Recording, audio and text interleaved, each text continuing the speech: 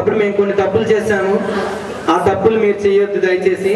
నేను ఇదే కాలేజీలో డిగ్రీ చేశాను, అదే ప్లేస్లో కూర్చున్నాను. ఇలాగా అఫ్ కోర్స్ ఒకరిద్దరు మెంబర్స్ మాత్రమే మారారు, మిగిలిన వాళ్ళందరూ ఇక్కడే ఉన్నారు. మిగిలిన వాళ్ళందరూ మా సార్సే.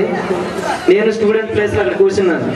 ఇలాగే ఆ టైంలో ఒక లెక్చరర్ ఇలాగే చెప్పేటప్పుడు చెప్తారులారా, చెప్తారు మరి తప్పదు, పేరు రాస్తారు, స్పీచ్ ఇస్తారు అని వేళ అనుకున్నాం అనమాట. నేను కూడా still I feel the same thing. నేను కూడా అక్కడ ఉన్నప్పుడు అదే అనుకున్నాను. అలా అనిపిస్తుంది. కానీ ఫైనల్ ఇయర్ వాళ్ళు దయచేసి ఈ విషయాన్ని దృష్టిలో ఉంచుకోండి. Please know your knowledge, know your place, where you're coming from. మీరు ఎక్కడి నుండి వస్తున్నారు, మీకున్న నాలెడ్జ్ ఏంటి అన్నదాన్ని దృష్టిలో ఉంచుకోండి. వెంటనే ప్లాన్ చేయండి. మీకు ఇంకా టైం వేస్ట్ చేయడానికి కూడా టైం లేదు. ఓకే, థ్యాంక్ యూ అని అంటారు. దానివల్ల నేను ఇబ్బంది పడుతున్నాను, ఆ తప్పు మీరు చేయొద్దు. పెద్దలు చెప్పిన మాటల్లో ఉన్న నీతిని గమనించి దాన్ని మనం ఉపయోగించుకుంటే మన తలకు అభివృద్ధి బాగుంటుంది అని సూక్ష్మంగా తను చెప్పాడు. Thank you. నెక్స్ట్ మన కాలేజ్ సీనియర్ ఫిజిక్స్ లెక్చరర్ అయినటువంటి పెద్దలందరికీ కూడా నమస్కారం. నా తోటి అధ్యాపకులందరికీ కూడా నమస్కారాలు తెలియజేస్తాను. విద్యార్థులందరికీ, అవుట్ గోయింగ్ స్టూడెంట్స్ అందరికీ కూడా నా విషయం చెప్తున్నాను. వరకు ఫ్రెషర్స్ డే కూడా జరుపుకున్నాం, కొన్ని కారణాల వల్ల ఆగింది. ఫేర్వెల్ అనేది ఆనవాయితీగా ఎవ్రీ ఇయర్ జరుపుకుంటున్నదే. వెళ్ళిపోయే ముందు స్టూడెంట్స్ అందరూ కూడా విషెస్ చెప్తారు, వాళ్ళ తాలూకా ఫ్యూచర్ ప్లాన్స్ గురించి చెప్తారు. ఏ డిగ్రీ కళాశాల నుంచి నాకు తెలిసి లేనటువంటిది ఏంటి అంటే, మన కాలేజీ వినాలి ఒకసారి స్టూడెంట్స్, మన కాలేజీ నుంచి ఇప్పటికీ సెంట్రల్ యూనివర్సిటీలో ఎంఎస్సి సీట్ సంపాదించినటువంటి స్టూడెంట్స్ 2 ఉన్నారు. క్లాప్స్ కొడాలి ఒకసారి. భాస్కర్ కళాశాల నుంచి సెంట్రల్ యూనివర్సిటీ సీట్ సంపాదించిన స్టూడెంట్స్ ఉన్నారు. అలాగే పొడగట్లపల్లి గోపాలకృష్ణ అనే వ్యక్తి మొన్న ఒక ఫిజిక్స్ ఇష్యూకి సంబంధించినటువంటి ఒక సెమినార్కి సెంట్రల్ యూనివర్సిటీలో సెలెక్ట్ అయ్యాడు. అదే వైజాగ్లో చేస్తున్నాడు. అలాగే క్యాంపస్ ఇంటర్వ్యూలో సెలెక్ట్ అయ్యి సీనియర్ లెక్చరర్స్ ఉన్నారు, సార్ ఉన్నారు, వైఎల్ఆర్ సార్ ఉన్నారు, రామోజీ మేషర్, ప్రసాద్ మేషర్, రామనాయుడు మేషర్, ఇలాగా ఉన్నారు అని అంటే దానికి కారణమైనటువంటి చుక్క భాస్కరరావు గారికి ధన్యవాదాలు చెప్పాలి.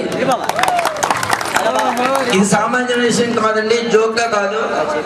ఏ కాలేజీలో మనం పరిగణలోకి తీసుకున్నా మన సరౌండింగ్ మరి ఆ రకంగా క్వాలిటీని మెయింటైన్ చేయబట్టి ఉండేటటువంటి భాస్కర్ కాలేజీ అని అంటే ఆ కాలేజీలో చదవడం అనేటటువంటి. ఇంకొకటి ఏంటంటే, మన కాలేజ్ నుంచి డిగ్రీ రిలీవ్ అయినటువంటి స్టూడెంట్స్ ఇదే నాలుగు జాగ్రత్తగా సుమారు ఒకసారి అందరూ అబ్జర్వ్ చేయండి. మీరు రిలీవ్ అవగానే ఏ రకంగా అయితే మీరు లైఫ్లోకి ఇమీడియట్గా ఒక మంచి పొజిషన్లోకి వెళ్ళగలరు అనేటటువంటి చూసుకొని దాన్ని సుమారు 40,000 బ్యాంక్ క్లరికల్ పోస్టులు, 60,000 బ్యాంక్ పిఓ పోస్టులు 2016 సంవత్సరం అబ్జర్వ్ చేయండి. ఎందుకంటే మీరు ఇప్పుడు రిలీవ్ అయిపోయిన తర్వాత మీకు డెసిషన్ కావాలి అని అంటే మళ్ళీ ఇంకొకరి ఒక్కసారిగా 2 నెలల కాలంలో బ్యాంక్ టెస్ట్ కొట్టడం అనేది కష్టం. ఈ రోజుల్లో చాలా కష్టం. లైఫ్ లోకి అచీవ్ అవ్వాలి అని అంటే, మనం అనుకున్న సాధించాలంటే చాలా కష్టపడాలి. అందుకోసం సీరియస్ గా తీసుకోండి ప్రతి విషయాన్ని. ప్రతిదీ వెళ్ళిపోయిన వాళ్ళు ఆ కష్టం పడుతున్న ఇమీడియట్ గా సెటిల్ అయ్యేటటువంటి పరిస్థితి ఇప్పుడు ఉంది. అందులో అన్ని ఎక్కువ పోస్టులు పడుతున్నాయి. దాన్ని వినియోగించుకోండి. లైఫ్లో ఇమీడియట్గా సెటిల్ అవ్వడానికి ప్రయత్నం చేయండి. అలాగే మీరు చదివేటటువంటి ఈ భాస్కర్ కాలేజీని మీరు ఇక్కడ నుంచి రిలీవ్ అయిపోయినా కూడా మీరు జాయిన్ అవ్వ నెక్స్ట్ రాబోయే స్టూడెంట్స్ అచీవ్మెంట్స్ గురించి చెప్పండి. విష్ణు గారు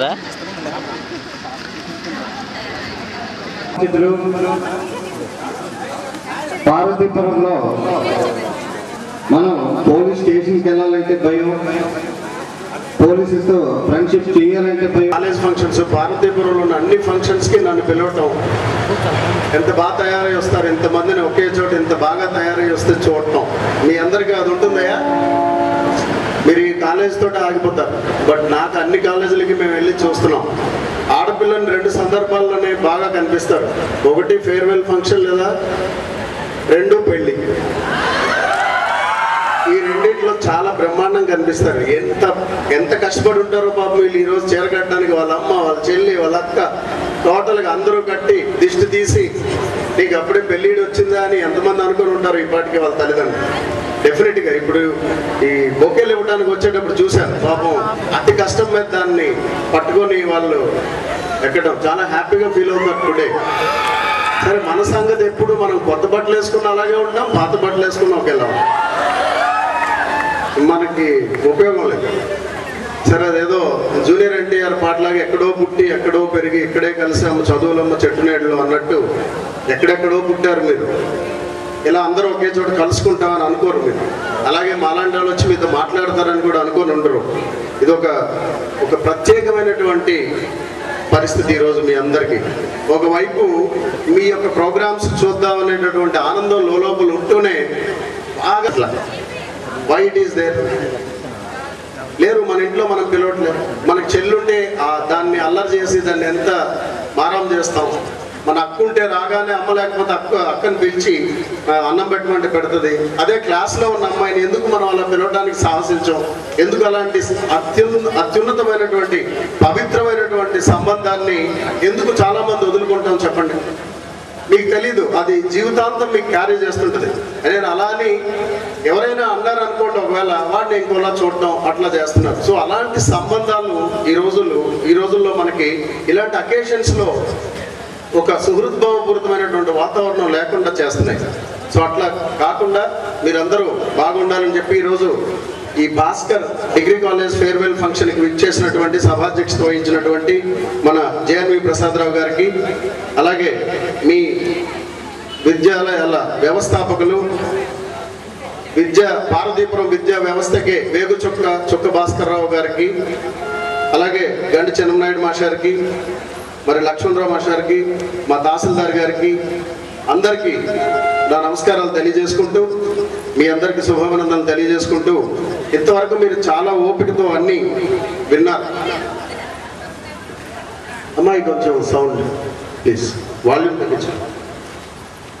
అయితే మరి వక్తగా పిలిచి, గెస్ట్గా పిలిచి 2 మాటలైనా మంచి మాటలు మీతో ముచ్చటించకపోతే 1.5 hours నేను కూడా విన్నాను కదా. విన్నానా లేదా? మీరు మధ్యలో చప్పట్లు కొట్టింది విన్నాను. మీరు మాట్లాడుతుంటే మీ లోకంలో మీరు విహరించడాన్ని చూశాను. ఎన్ని పాటలు ఇక్కడ పడుతున్నారో అవన్నీ గమనిస్తూ వస్తున్నాను. నా స్పీచ్ అయిపోయేదాకా మాత్రం అలాంటివి ఉంటే మాత్రం బయట జీప్ ఉంటుంది, మిమ్మల్ని పట్టుతారు. అలా చేయరని నాకు తెలుసు. You are all good, I like you all.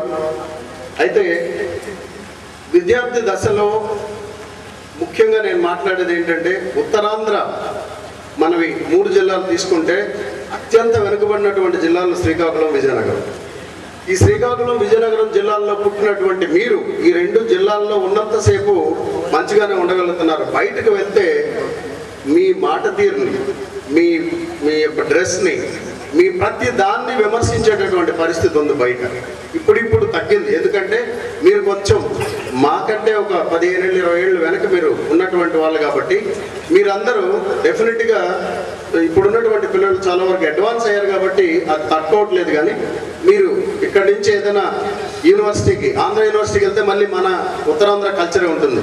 అట్లా కాకుండా మీరు వేరే యూనివర్సిటీస్కి వెళ్తే డెఫినెట్గా మనం అంటే ఒక చిన్న చూపు. నేను డిగ్రీ చదవడానికి వైజాగ్లో నా ఎడ్యుకేషన్, వివికే కాలేజీలో నేను చదువుతునేటప్పుడు ఇంత భాష అప్పుడు లేదు. మన యాక్సెంట్ మనకు ఉంటుంది.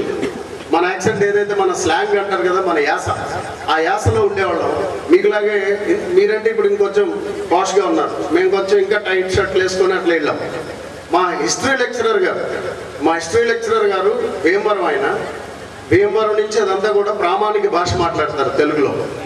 వాళ్ళు మన భాషని, ఆయన ఒక లెక్చరర్గా ఉండి హేళన చేసి అవహేళన చేసి ఒక డైలాగ్ సందర్భంగా ఎవరు ఇంట్రడక్షన్ జరుగుతూ ఉంది క్లాస్లో. మీరెవరు అంటే లేచి చెప్పేటప్పుడు నా ఇంట్రడక్షన్ అయిన తర్వాత నాతో పాటు ముగ్గురు శ్రీకాకుళం వాళ్ళ ఇంట్రడక్షన్ అయిన తర్వాత అన్నాడు, నీకు నైతికంగా హక్కు లేదు, మాషారాయి ఉండి ఇలా మాట్లాడటం ఎట్టి పరిస్థితుల్లో నీకు క్షమించడానికి సార్, ఇట్లా ఇంకోసారి మాట్లాడితే బాగుండదు అని చెప్పడం జరిగింది. ఒక ఎదిరించాల్సినటువంటి పరిస్థితి ఆ రోజు.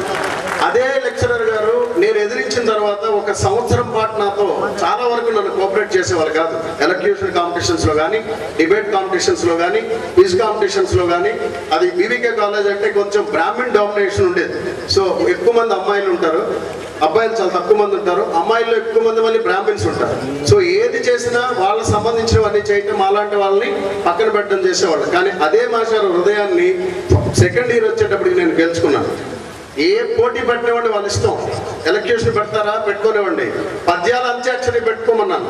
పద్యాలు అంత్యాక్షరి, పద్యాలు వాళ్ళ శ్లోకాలు ఏమైనా చదువుకునేవ్వండి అన్నాం. పద్యాలు అంత్యాక్షరికి రెడీ అన్నాం. ఫస్ట్ ప్లేస్ కొట్టాం మనం. క్విజ్లో ఫస్ట్ ప్లేస్, అవుట్డోర్లో ఫస్ట్ ప్లేస్ కొట్టిన తర్వాత మాట్లాడడానికి నోరు పెట్టండి. అంటే నేను ఎందుకు చెప్తున్నానంటే, మనం వెనుకబాటుతనము అనేటటువంటి ఆలోచనల్లో మగ్గిపోవటం వల్ల మన యువత అంతా కూడా, ఉత్తరాంధ్రలో ఉన్నటువంటి యువత అంతా కూడా, మనం బయటికి వెళ్ళాక మనకు ఉన్నటువంటి నైపుణ్యం, శక్తిని పూర్తి స్థాయిలో ప్రదర్శించకపోవటం వల్ల మనం అబాస్పాలు అవుతున్నాం. మన ప్రాంతం నుంచి ఎక్కడో ఒకరు, ఒక డిఎస్పీ, ఒక ఐపీఎస్ ఆఫీసర్, ఒక ఐఏఎస్ ఆఫీసర్. అదే మిగతా ప్రాంతాల్లో ఐఏఎస్ వాళ్ళు ఐఏఎస్లు అవుతూ ఉంటారు, ఐపీఎస్లు అవుతూనే ఉంటారు. మనకేం తక్కువని, మనకి ఏ విషయాల్లో మనం తక్కువ కాదు, తెలివైన వాళ్ళమే. కానీ సాంస్కృతిక పరంగా మనం వెనుకబడి ఉన్నాం, సాంఘికంగా వెనుకబడి ఉన్నాం, మన కట్టుబాట్లు, సంప్రదాయాలు అన్ని పరంగా మనం వెనుకబడి ఉన్నాం. దయచేసి ఈ సందర్భంగా మీ అందరికీ చెప్తున్నాను, ఉత్తరాంధ్ర గడ్డ మీద పుట్టిన మీరు బయటకి ఇక్కడి నుంచి వెళ్ళిన తర్వాత వేగు చుక్కల్లాగా వెలగాలే తప్ప ఆరిపోయే దీపాల్లాగా మాత్రం తయారవద్దు అని చెప్తున్నాను. ఎందుకంటే మీరు ఇక్కడి నుంచి బయటకు వెళ్తారు. ఆ పొటెన్షియాలిటీస్ ఉన్నాయి మీలో, ఆ నైపుణ్యం ఉంది మీలో. కానీ మీరు దాన్ని పక్కన, మనం కూడా, ఎందుకంటే నేను వెనుకబడినోడిని, నువ్వు వెనుకబడినోడు. సో పక్కన ఎవరైనా మనని కొంచెం అలా రాజేయాలి. అందుకనే ఏమంటాను, ఇలాంటి ఉత్సవాల్లో కేక పుట్టించండి, చదువులో కాక పుట్టించండి. రెండింటినీ మీరు వదలదు, ఏది వదలదు. అంతేగాని వెనకడుగు వేయటం కానీ, ఎక్కడైనా తలదించి రాజీగా వెళ్తాం కానీ, ఇక్కడి నుంచి వాటి నుంచి వదిలేయండి. రేపు పొద్దున మీరు ఈ జిల్లాలు దాటి వెళ్తారు మీరు యూనివర్సిటీస్లో. కాబట్టి అట్లాంటి పరిస్థితి ఉంది కాబట్టి మీ అందరికీ నేను చెప్పడం జరుగుతుంది. మీరు ఒక్కసారి మన ప్రాంతం వెనుకబడతాను, మన కుటుంబం వెనుకబడతాను, మన వెనుకబడతానాన్ని దృష్టిలో పెట్టుకొని మీరు ఎక్కడికి వెళ్ళినా చదివితే ఖచ్చితంగా రాణిస్తారు, మన ప్రాంత అభివృద్ధికి పాటుపడతారు. మీరు అంతెందుకు ఈరోజు ఇది అప్రస్తుతమైన నేను ఇక్కడ చెప్తా ఉన్నాను. సమైక్యాంధ్ర రాష్ట్రం విడిపోతున్నటువంటి పరిస్థితుల్లో రాయలసీమలోమో ప్రత్యేక ప్యాకేజీ కావాలని అడుగుతున్నారు. కోస్తా వాళ్ళు, దక్షిణ కోస్తా వాళ్ళందరూ కూడాను గుంటూరు, ప్రకాశం దగ్గర రాజధానిని కట్టాలంటున్నారు. మన వాళ్ళు ఎవరైనా ఏమైనా మాట్లాడగలుగుతున్నామండి? మనం ఏమైనా బాగా అభివృద్ధి చెంది కోట్లు మన ఇళ్లలో మూలుగుతున్నాయా? మనకు మంచినీరు కూడా ఉండదు, మనం పట్టించుకున్నట్టు ఉండదు, మన రోడ్లు బాగోవు, మనం ఎవరు పట్టించుకోడు. ఎవడైనా ఒక్కడో అడుగుతున్నామా మనం? నాయకులు అడగరు, విద్యార్థులు అడగరు, ఎవరు అడగరు. ఇదే వెనుకబడతాము అని అడుగుతున్నాను నేను. ప్రతి చోట మేము చాలా వరకు ఇబ్బందులు పడొచ్చాం. కాకపోతే ఏ భగవంతుడు మాకు నోరిచ్చాడు, ఖచ్చితంగా వాళ్ళని జయించేవాళ్ళం, ఎదిరించేవాళ్ళం. మేము ట్రైనింగ్ అవుతునేటప్పుడు మమ్మల్ని అవమానించిన వాళ్ళు చాలా మంది. ఎస్ఐ ట్రైనింగ్ అవుతునేటప్పుడు రాయలసీమ వాడు, తెలంగాణ వాడు వచ్చి ఏదేదో మాట్లాడేవాడు. మాట్లాడితే ఎదురు తిరిగి సరే చూద్దాం నీ సంగతి ఏంటి అనే పరిస్థితికి వెళ్ళినాకే వాళ్ళందరూ కూడా దారికి వచ్చారు. చాలా దగ్గరలో మనకి మన యొక్క వెనుకబాటుతనం మనకి ఆశ్చర్యపాతంగా తయారవుతుంది. మీరు దయచేసి, మీరు బాగా చదువుకున్నారు, మీకు పొటెన్షియాలిటీస్ ఉన్నాయి, ఎబిలిటీస్ ఉన్నాయి, స్కిల్స్ ఉన్నాయి. సో ఎక్కడ కూడా మేము వెనుకబాటు కాదు అని చెప్పి ఆలోచన మీ మైండ్లోకి రానివ్వకుండా మీరందరూ కూడా చదివితే డెఫినెట్గా ఉన్నతోన్నత శిఖరాలను అధిరోహిస్తారని చెప్పి తెలియజేసుకుంటున్నాను. విద్యార్థుల్లో లోపిస్తున్నది నాయకత్వ లోపం. మా రోజుల్లో గవర్నమెంట్ కాలేజెస్లో ఎలక్షన్స్ ఉండేవి, యూనివర్సిటీస్లో ఎలక్షన్స్ ఉండేవి. ఈరోజు ఎలక్షన్స్ ఆలోచించారని అడుగుతున్నాను నేను. ఎప్పుడు ఆలోచిస్తారు? ఏ సంఘటన పట్ల ఆలోచించకపోతే అందులో మన అన్నదమ్ముడు, మన తాలూకా వాడు ఉంటే అప్పుడు బాధపడి, వేరే వాళ్ళు ఉంటే బాధపడకపోవడం ఇది భావ్యమా అని అడుగుతున్నాను స్టూడెంట్స్. మీరే చేయాలండి. మీరు ఆలోచించకపోతే నిన్నగాక మొన్న మన ఫారెన్ అంబాసిడర్ అమ్మాయి, ఏం పేరు, అమ్మాయి పేరు దేవయాని ఏదో పేరు, మీరు చదివే ఉంటారు పేపర్లో. ఆ అమ్మాయి చేసిన నేరం ఏంటి? మన ఇండియన్ కుక్ అక్కడ పని మనిషి ఉంటే జీతము అమెరికా చట్టాల ప్రకారం ఇవ్వలేదని ఆ అమ్మాయిని అన్యాయంగా అరెస్ట్ చేసి వ్యవస్థను చేసి చెక్ చేసి అమ్మాయిని వ్యవస్థను చేసి చెక్ చేస్తాడు